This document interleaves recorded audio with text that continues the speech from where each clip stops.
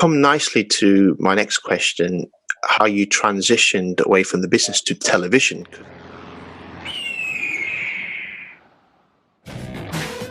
Dreaming big and going fast is what we stand for. I'm Guy in Dubai, and I'm here to give you a glimpse into my world.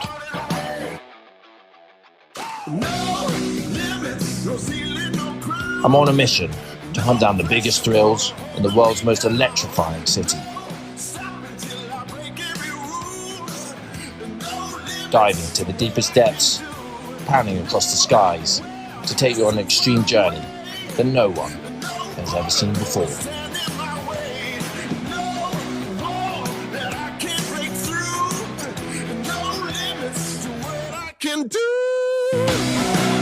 How did it first begin with you?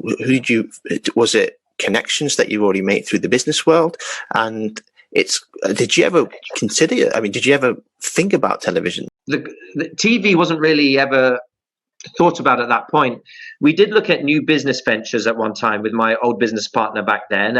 And one of those, out of nowhere, came a TV show that we started looking at.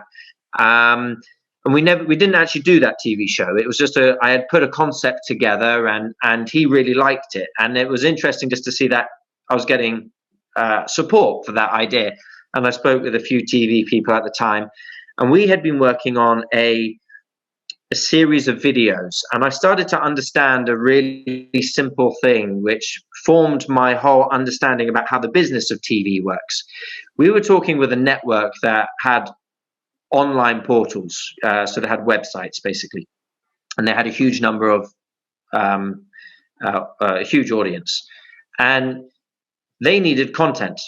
We had something that interested them in terms of how we could create content, and what we were able to do with that platform, being able to say that we have 20 million visitors, which was their platform, not ours, but with our concept we were then able to get sponsors on board, and those sponsors who would have positions in the show essentially cover the production of the show so that you can create a high quality production.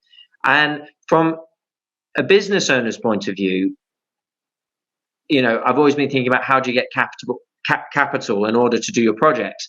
And this was great because you can actually get the money for the production plus a bit of profit before you've actually made the production, based on being able to convince a network that has a big audience that your content is good.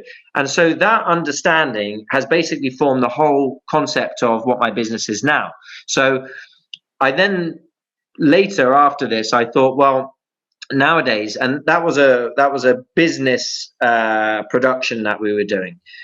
I had come to terms with the fact that people are much more interested in entertainment than they are about business productions. Business productions are actually quite a niche type of production. In places like the UK and America, you have a much bigger audience, but the rest of the world don't really consume so much business content, but they love entertainment type things. So I thought, okay, how do I create something a bit more entertainment related and convince a network that has an audience to take me on? And what you do is you kind of say to the network, look, I've got sponsors on who are interested. Meanwhile, you're saying to the sponsors, I've got a network on who we're working with, and you pull the pieces together. And one doesn't happen without the other, so you have to kind of get them at the same time.